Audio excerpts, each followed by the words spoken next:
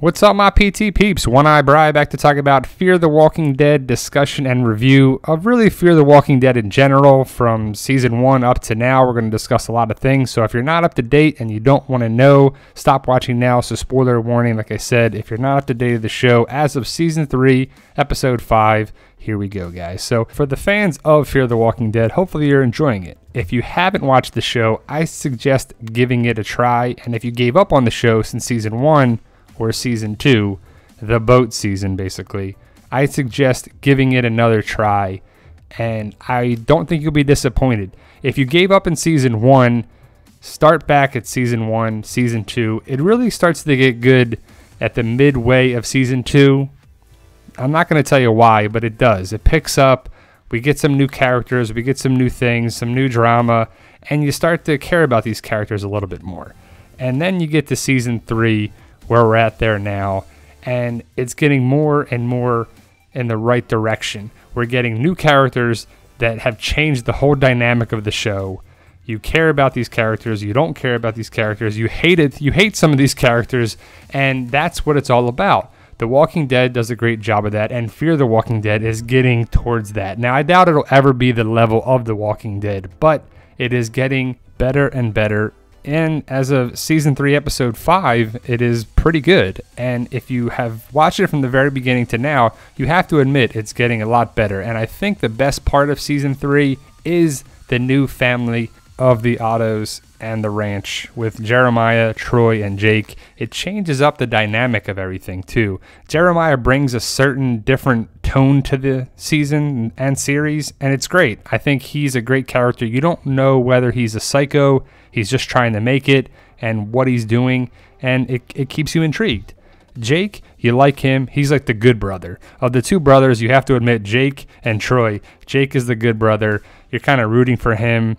He's kind of trying to go against his father's wishes somewhat, but also play the game.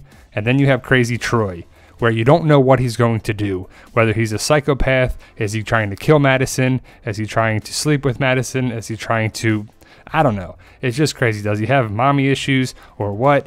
And the whole thing with the knife, putting it through her throat, I was like, what the heck is up with this guy, right? So you don't know what he's going to do next, and that is very intriguing. So that keeps you intrigued, and you want to watch, and you want to see, and you want to come back to the next episode, and you can't get enough. And that's what they're doing, and it is improved a lot since then. Madison, Luciana, you kind of see the differences of things. Madison wants to stay at the ranch. Luciana wants to leave. Nick's kind of caught in the middle. That's a good kind of quandary storyline of what's going to happen down the road. Another great storyline is Strand and Daniel. Now, Strand and Daniel don't really like each other. Daniel does not trust Strand, and I don't blame him. The last time we saw him, Strand was in a tough predicament at the hotel, which all the people were dead. Which is like, whoa, what happened there? So the hotel's got to be gone. Strand was left there. He was stranded. Daniel left. Is he going to find Ophelia? I can't wait to find out what happens with there. It's just so many different little storylines are keeping you intrigued, which is great. And then the crow thing. That was pretty gross. Never done on The Walking Dead or Fear the Walking Dead yet. There's not a lot of birds or vultures or buzzards or anything, which there would be, right? They would be attacking zombies. They would be going after dead bodies. They would be trying to eating the flesh of the dead, I would assume. The crow was pretty crazy of the guy who was scalped. You felt bad for him because he was still alive and he was just mumbling nonsense. And then Madison just slid the knife in the brain that was right there. I mean, the skull will be a lot thicker, but that's all right. Either way, Madison was showing leadership ability to the group, saying that she's tough and she's building trust and really getting to know the nuances of Troy and the militia. But the biggest storyline is the militia and Walker. Now, the Native Americans, that's his last name. I don't know how to pronounce his first name. It's Native American. But that he was a badass. And he was like, I'm going to stand right here. You ain't going to shoot me. You're going to put your weapons down. You're going to give me your boots and you're going to walk away because I have you surrounded and I could just kill you all right now. But I won't.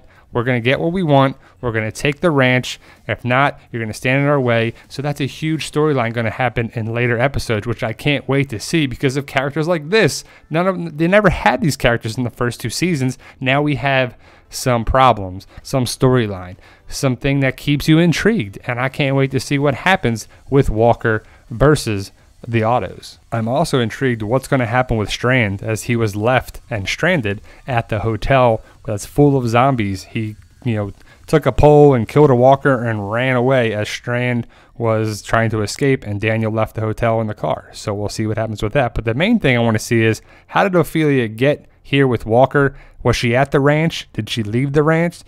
What's going on with this group? And is there going to be a battle between Walker and the Ottos of the ranch going forward in later episodes? Here's just some pictures of 306.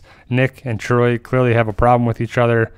They're in the food pantry or food bank or whatever. So there's clearly some problem with this. Troy's going to have a problem with Jake and Nick, and we'll see where Madison is between the two. And then you see Jeremiah and Nick getting closer and closer, and so you see Jeremiah and Nick and Madison and Troy.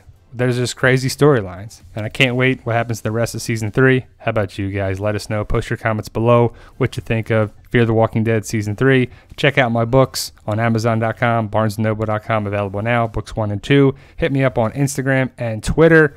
We got at the PT channel. We post stuff every day, different things. We got the Walking Dead community page on Facebook. We have a group and a page. We post stuff there all the time.